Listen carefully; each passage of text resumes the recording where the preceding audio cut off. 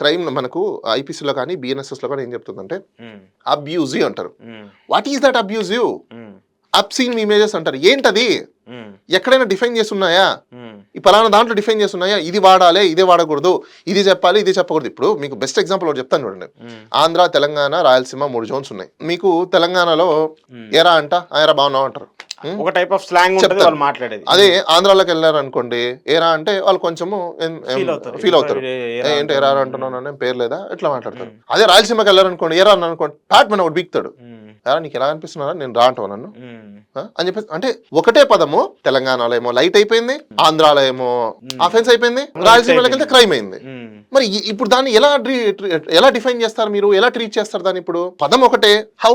ఇప్పుడు నేను ఒక ఏరియా ఉన్నానండి, ఏరియాకి వెళ్ళాము, మనకు తెలియదు కదా. ఇప్పుడు ఎట్లా తెలుస్తుంది? ఇప్పుడు తెలుగు అనేది ఒక్కటైనా ఒకటి ఉండాలి. అదేంటి ఒక చోటేమో ఒకలా, ఇంకో చోటేమో ఇంకలా, ఇంకో చోటేమో ఇంకలా. What is this?